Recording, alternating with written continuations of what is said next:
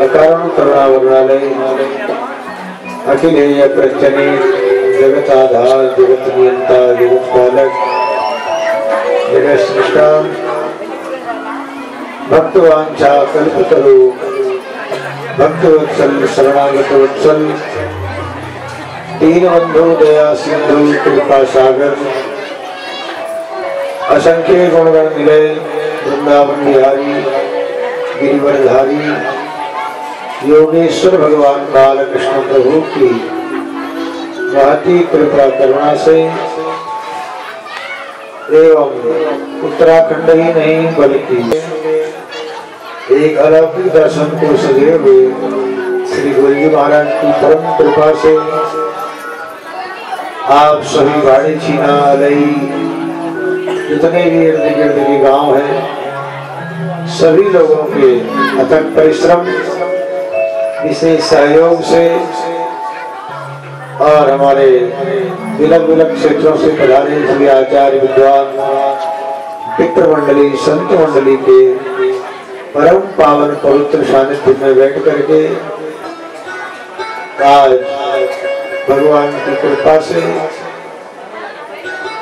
6 दिन से हम लोग भगवान की कृपा से श्रीमद् भागवत जी के माध्यम बना करके जीवन का जो सर्वोत्कृष्ट लाभ है सज्जनों सत्संग वो आज 6 दिन से प्राप्त कर रहे हैं।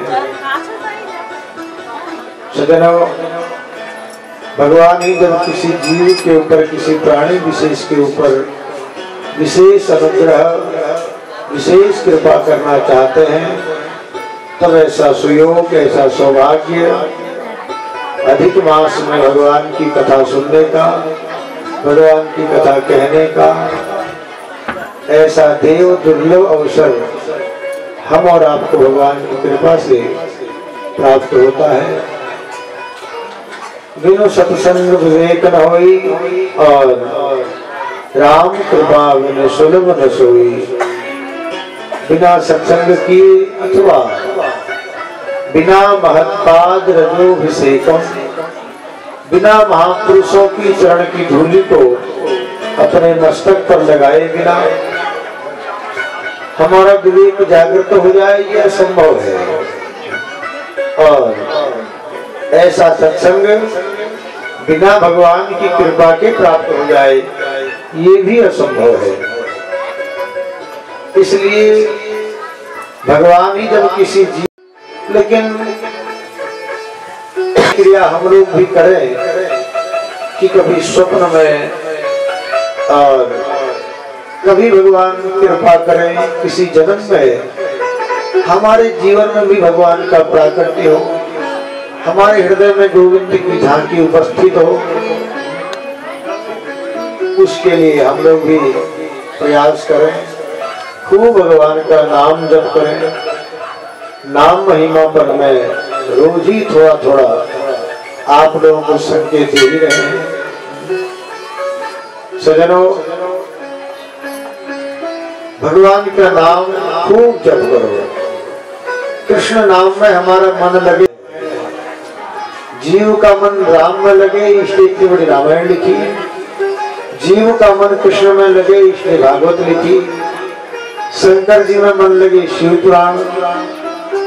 तो भगवान के नाम की व्याख्या ये ग्रंथ है। कृष्ण नाम की व्याख्या में भागवत है, तो राम नाम की व्याख्या में रामायण है, राम नाम की ही व्याख्या है। तो ये किन प्रकारेण दृष्ट्यामृते को शिवतः परः पुमान् नंसेन साक्षात् तवात्मजः।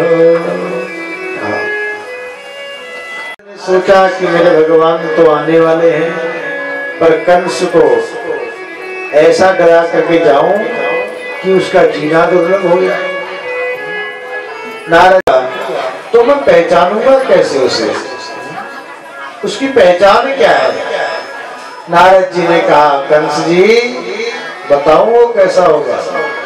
वो काला काला होगा, मुरली वाला होगा, देखने में छोटा होगा, पर पेट में बड़ी बड़ी दाढ़ी वाला होगा। अच्छा, अब तो काली वस्तु देख ले, सुन ले, कंस को राग भर लीजिए। कर्ण से तेल में जीरा डाले, यदि वो काला हो जाए, कतारे हटाओ। कृष्ण के प्रति कंस का इतना चिंतन बढ़ गया, सज्जनों, इतना चिंतन हो गया। तो भोजन करने बैठे, दाल में जीरा देखे तो काला कृष्ण आ गया। जो हालत खराब कंस की हुई। कंस जी, आप घबरा क्यों रहे? सारी सुरक्षा रखी है। अब धीरे धीरे आया भादो का महीना, कृष्ण पक्ष, अष्टमी तिथि, रोहिणी नक्षत्र, रात के ठीक 12 बजे। योग माया ने ब्रह्मा से कहा, योग माया बोली, पूरे ब्रह्मांड की कमान अब मेरे हाथ में ले लो। ब्रह्मा आज सगुन बन करके मेरा पुत्र बन के उपस्थित हुआ। जैसे देखा भगवान छोटे छोटे हैं, डिम्बा फल जैसे भगवान के होंठ हैं, टमाटर जैसी गाल है, शंख जैसी ग्रीवा है, करधनी पहने हैं, कमल जैसी आंखें हैं, नीलमणि प्रकाश जैसा सुंदर श्याम वर्ण है। क्या कहना, वसुदेव देवकी ने जैसी कन्हैया को देखा, फिर गोविंद को प्रणाम किया। ऐसे पीताम्बरम परब्रह्म परमात्मा व्यालभीत पलायन स्वस्थ शीते मृत्युरस्मात् पैति। हे भगवान, मैंने संतों से सुना था मृत्यु व्याल भीत पलायन, मृत्यु से भयभीत जो प्राणी है दसों दिशाओं में डोलता है पर उनको अभय की प्राप्ति नहीं होती है। लेकिन प्रभु आपके चरणों का आश्रय ले लो तो जीव मौत पर भी विजय प्राप्त कर लेता है। बाबा आप मुझे यहाँ रखोगे, आपके लिए परेशानी हो जाएगी। क्या करें? मुझे गोकुल पहुंचा दो, आप मुझे गोकुल पहुंचा दो। यदि आप ये चाहते हैं तो मुझे गोकुल पहुंचा दो। बाबा ने कहा कन्हैया कैसे? शोभा है। और आजकल के आधुनिक समाज में लोग कहते हैं महाराज हम में लगे हैं, भगवान की नाम की उपासना करके हम लोग सब भगवत मार्ग पे अनुयायी है। तो हुई थी, लेकिन आ जाए तो अच्छा है। हरतोला रामगढ़ मुक्तेश्वर धाम से श्री महंत हरिदास जी महाराज, तो देखो आ जाए तो अच्छा है। बात तो परसों की हुई थी, कह तो रहते आएंगे, लेकिन भगवान की जैसी इच्छा। तो भगवान ने कहा जी, वसुदेव जी ने कहा गोविंद आपको कैसे पहुंचाए? हथकड़ियां लगी हैं, बीड़ियां बधी हैं। भगवान ने कहा जीव जो मेरा आश्रय लेता है तो उसकी हथकड़ियां बीड़ियां संसार के जितने बंधन हैं चलने लगे, एक एक ताला खुलता जा रहा है। और वसुदेव जी ने मस्तक पर विराजमान करके चले। अब तो इतनी भयंकर बारिश तर करके वसुदेव जी ने चारों तरफ देखा तो पानी ही पानी ही पानी, चारों तरफ पानी पानी। कहीं मेढक बोलता है, कहीं झिंगुर बोलते हैं, कहीं मगरमच्छ बोलते हैं, दौड़ रहे हैं। वसुदेव जी ने कही क्या देख रहा हूँ? मैं मन में भयभीत हो गए। अब गोकुल जाने के लिए यमुना जी पार करनी पड़ती है। बीच में यमुना पड़ गई। वसुदेव जी ने कहा आज यमुना महारानी क्यों नहीं आएगी? सजनो, यमुना भगवान श्री कृष्ण की पटरानी है, इसीलिए विचरण कर रही है कि कभी वो दिन आएगा जब गोविंद के चरणों का मुझे स्पर्श प्राप्त होगा।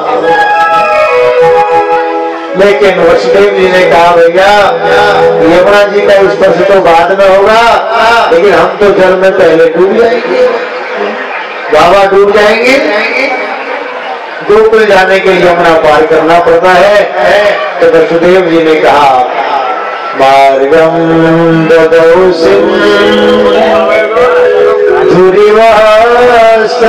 पते। कृष्ण को लेकर के चले, गोविंद जी गोपाल को लेकर के आए। गोकुल में पहुंचे और नंद रानी ने एक नन्ही सी बालिका को जन्म दिया है। और भगवान ने कहा वसुदेव जी मुझे वहां सुला देना, बालिका को लेकर के आ जाना। वसुदेव जी लेकर के चले। अब तो देखा नंद रानी के बगल में झीनी सी चदरिया ओढ़ करके नन्ही सी बालिका सोई। डरते डरते भैया अपने कलेजे के टुकड़े को पैदा होते कौन विदाई करना चाहेगा? लेकिन वसुदेव जी ने बड़े डरते डरते बालक को सुलाया, कन्या को लेकर के आए। कन्या को लेकर के जब आए और जैसे ही कंस के जेल में घुसे, ऐसी सजनों अंदर को जाते रहे, एक एक ताला लगता रहा। जैसे भीतर गए कन्या को सुलाया, हथकड़ियां लग गई, बेड़ियां बज गई। मतलब क्या है? सुखदेव जी कहते हैं परीक्षित कन्या है माया का स्वरूप। इसलिए जब जीव माया का आश्रय लेता है तो बंधनों में बच जाता है, और ब्रह्म का आश्रय लेता है तो सारे बंधनों से मुक्त हो जाता है। जैसे भीतर गए तो कंस ने, कन्या ने रोना शुरू कर दिया। कंस के 30,000 सैनिक जग गए। अरे भैया है गयो अरे कहा भयो, अरे न जाने कहा भयो लेकिन है गयो। माया से पार पाना किसी के बस का नहीं है। कंस आया, कंस ने देखा, अरे भैया कहा भयो, किमया। कंस दौड़ता दौड़ता आया और कंस ने कन्या को उठाया, मारना चाहता था, लेकिन देवकी ने कहा, कंस जी भैया ये तो कन्या है, ये आपका क्या बिगाड़ेगी। कंस ने कहा, बहन मैं इतना बड़ा निर्दयी नहीं हूं कि कन्या की हत्या करूंगा। एक बार कंस ने छोड़ दिया, लेकिन नारद के कहने पर फिर कहा, विष्णुर माया भगवती यया सम्मोहितम जगत। विष्णु की माया बड़ी विचित्र है, कहीं ऐसा न हो इस कन्या का बेटा तुम्हारा हत्यारा हो जाए, इसे छोड़ना ठीक नहीं है। इसलिए कंस ने कन्या को पकड़ा, पत्थर पर पटक करके मारना चाहता था, लेकिन कन्या अष्टभुजा देवी होकर आकाश में चली गई। लिया किस जगह पर लिया, देवी ने कहा ये नहीं बताऊंगी, लेकिन अवतार ले लिया है। कंस ने वसुदेव देवकी को प्रणाम करके एक बार तो उन्हें छोड़ दिया, लेकिन फिर आपातकालीन एक सभा बुलाई।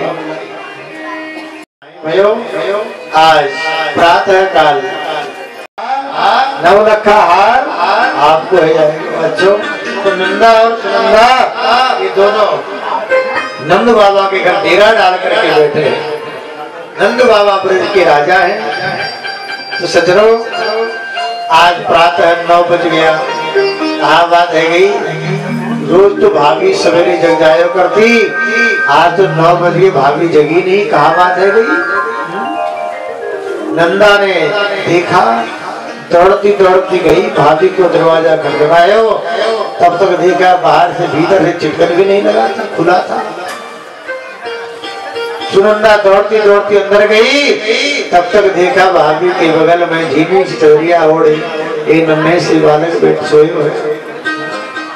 108 बार मैंने हरिशरणम को माला जपी। कहे भैया यहाँ लिए जपियो, यदि लाली होएगी तो 9 लखा हार नहीं मिलेगा, यदि लाला होएगा तो 9 लखा हार मिलेगा। हरिशरणम हरिशरणम हरिशरणम जपियो। और वहां के बाद झीनी सी चदरिया को थोड़ा सा हटाया, अब तो लाला है। अब तो नंदा सुनंदा दोनों कांसे की थाली बजाते बजाते नंद बाबा गौशाले पर माला जप कर रहे हैं। अब माला में कहा जप रहे हैं पता है? श्री कृष्ण गोविंद हरे मुरारे नहीं जप रहे हैं, माला में जप रहे हैं, जाने कब होएगो, जाने कब होएगो, जाने कब होएगो, जाने कब होएगो। और इतने में सुनंदा नंदा दोनों थाली बजाते बजाते आई। अरे भैया डुबकी लगाई, 108 डुबकी लगाई। नंद घरा नंद भयो जय कन्हैया लाल की, नंद घरा नंद भयो जय कन्हैया लाल की, नंद घरा नंद भयो जय कन्हैया लाल की, नंद घरा नंद भयो जय कन्हैया लाल की, जय कन्हैया लाल की, जय हो गोपाल की, जय कन्हैया लाल की, जय हो गोपाल की, जय कन्हैया लाल की, जय हो गोपाल की, जय कन्हैया लाल की, नंद घरा नंद भयो जय कन्हैया लाल की, नंद घरा नंद भयो जय कन्हैया लाल की, गोपाल की, जानत को लड्डू पेड़ा भूरत गोपाल की, जानत को लड्डू पेड़ा भूरत को लाख सी, जानत को लड्डू पेड़ा भूरत को लाख सी, नंद घरा नंद भयो जय कन्हैया लाल की, नंद घरा नंद भयो जय कन्हैया लाल की, नंद घरा नंद भयो जय कन्हैया लाल की, नंद घरा नंद भयो जय कन्हैया तो कल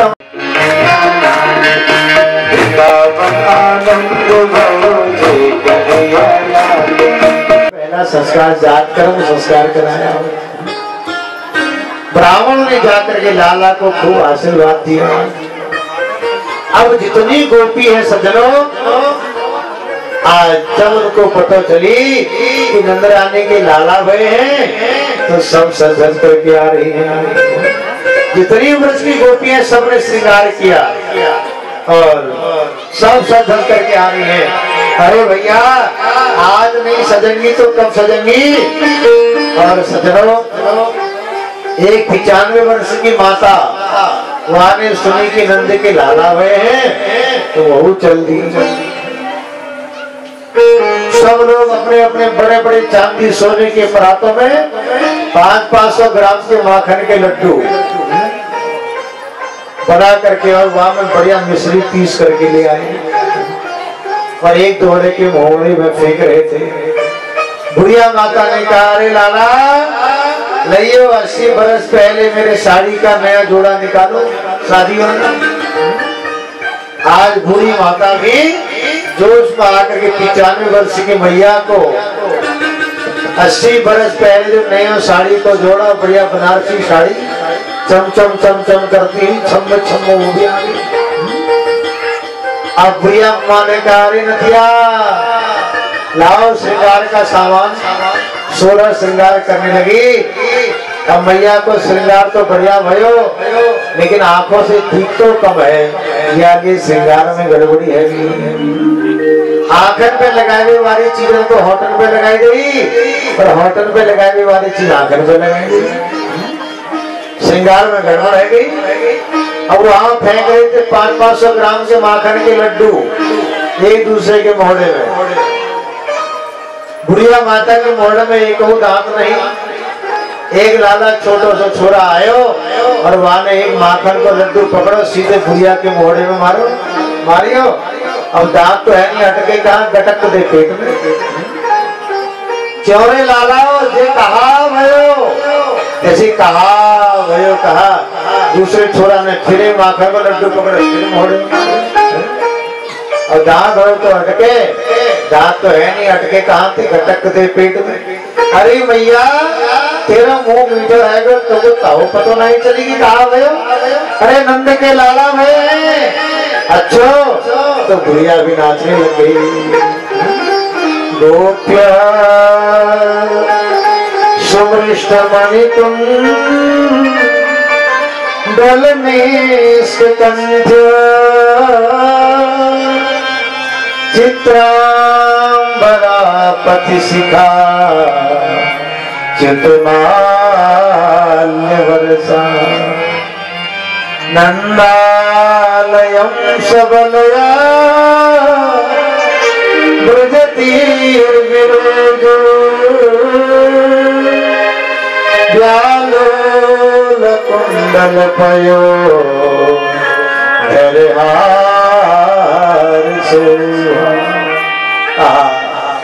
आज ब्रह्मंडल का क्या कहना सकेगा। जितने गोपी ब्रजवासी हैं आज सबने पीताम्बर पहनी, बगलबंदी पहनी, सिर पर पगड़ी बांधे, घोंटू तक काजल लगाया, कहा कहना माथे पर चंदन लगाया, सर धक करके लठिया टेकते टेकते बूढ़ी बूढ़ी माता हो चल पड़ी। कन्हैया मिलकर विग्रह की सोच बना। नंद बाबा को पता चली, नंद बाबा ने इतना दान किया है। देनो नाम नियुते प्रादान विप्रेभ्य समलंकृते तिलादीन रत्नों सात को नंद बाबा ने सजनात बड़े बड़े तिल के पहाड़ बनाए, वहां को स्वर्ण मंडित करके उसको दान किया।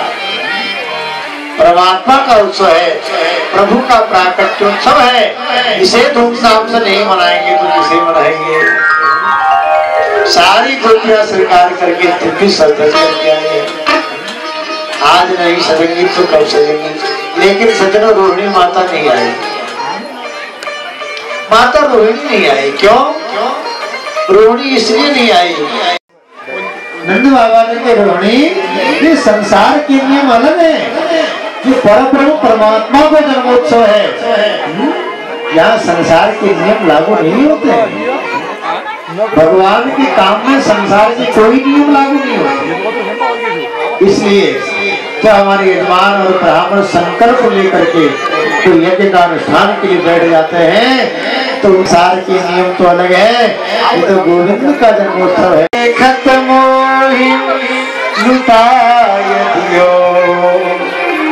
न बची बचिया छचिया कि इतना धन तो मेरे खजाने में नहीं है, पर इतना धन नंद बाबा के पास आया कहाँ से?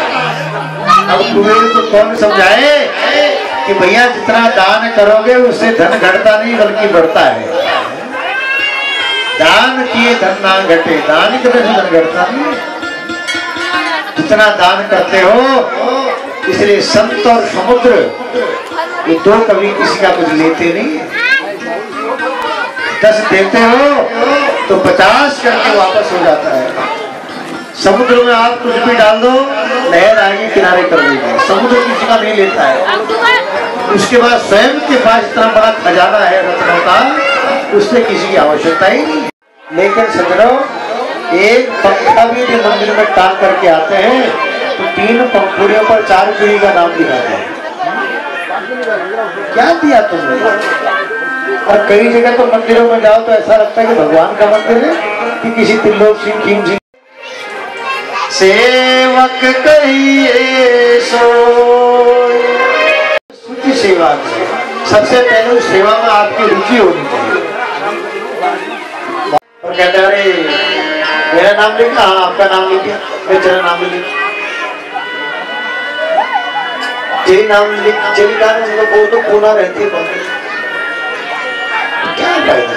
भगवान कृष्ण भगवान की तो कहने का अभिप्राय है सच। नंद कचो इतना जो दिया घनश्याम कुबेर की मति देखत मोहि लुटाय दियो न बची बचिया छचिया नंद बाबा ने कहा नंद रानी तुम एक काम करो, तुम लाला को जन्मोत्सव मनाओ। नंद बाबा ने कहा तुम लाला को जन्मोत्सव मनाओ, मैं कंस महाराज मथुरा का राजा था, वार्षिक कर दे करके आता। वार्षिक कर देने के लिए गए। सज्जनों, मार्ग में वसुदेव जी से मिलना हुआ। वसुदेव जी से कहा वसुदेव जी बड़े कष्ट की बात है, आपके 6 पुत्रों को दुष्ट कंस ने मार दिया और हमने सुनी कि अंत में एक कन्या बची, वो भी आकाश में चली। कंस किसे कहते हैं सज्जनों? कंस का अर्थ है आजकल भी हमारे समाज बहुत कंस घूम रहे हैं। कंस माने व्याकरण से देखे कम सुखम क्षति इति कंसा, जो दूसरे के सुख को देख करके ईर्ष्या करे उसी का नाम कंस है। कंस के बाद 2 सींग नहीं थे, पूंछ भी नहीं थी। आप जैसा ही बड़ा होकर के वो मुझे मारे, इसलिए हम घर घर में जाएंगे वेश बदल करके। कंस ने कहा भैया तुम इतने में कंस की बहन पूतना आई। पूतना ने कहा भैया इतने बड़े बड़े दांत हैं, अंग्रेजी में हमको ज्यादा आती नहीं, पता नहीं क्या उसका मतलब होता है। कहा पूतना कहती है भगवान आप चिंता मत करो भाई, मैं ऐसा क्रीम लगा करके जाऊंगी जो काली चमड़ी भी दिखेगी नहीं, गोरी हो जाएगी। और ज्यादा समझते हो तो मैं घूंघट लगा करके चली जाऊंगी। बड़ा बड़ा घूंघट लगा के, घूंघट के भीतर से बड़े बड़े काम हो जाते हैं। लेकिन एक से पूछा, कहा महाराज क्या बताएं? ये बहुएं बड़ा बड़ा घूंघट लगाती हैं और दिन भर घूंघट के बीच में सास को गाली देती रहती है। तो टाइम लगता है, वही दिखे जैसे ही कही तो ऐसी सदरो। एक ने कहा भैया भगवान श्री कृष्ण को मारने पूतना चतुर्दशी के दिन आए, ठीक 7वें दिन आई। छोटी छोटी सखियां मधुवन रस रचावे मेरो तो मेरो श्री राम।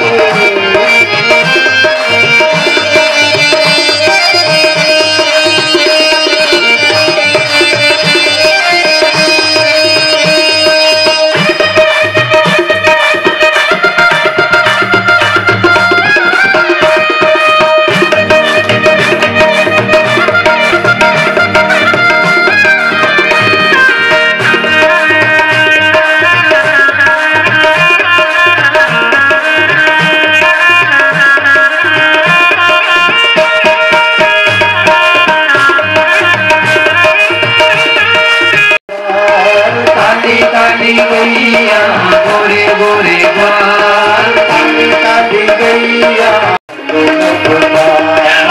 श्याम वरण मेरो मदन गोपाल, श्याम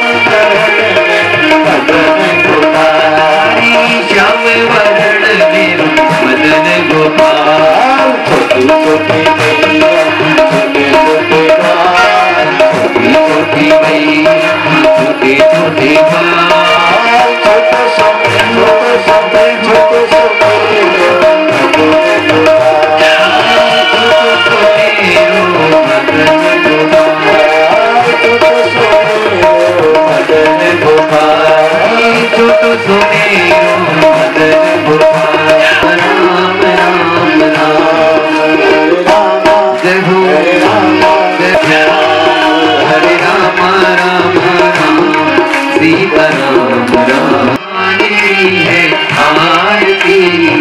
पापियों को पाप से है तारती, भागवत भगवान की आरती। पापियों को पाप से आरती, श्री भागवत पंचम वेद निराला नव ज्योति जगाने वाला। अमर ग्रंथ ये मुक्ति ग्रंथ ये भगते मंगल की आरती। पापियों को पाप से है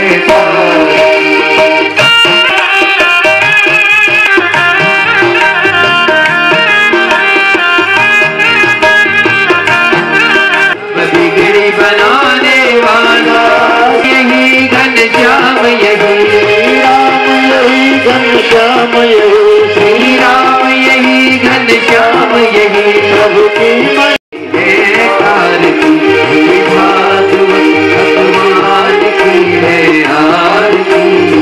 पापियों को पाप से है तारती, पापियों को पाप से है तारती, पापियों को पाप से है तारती। माता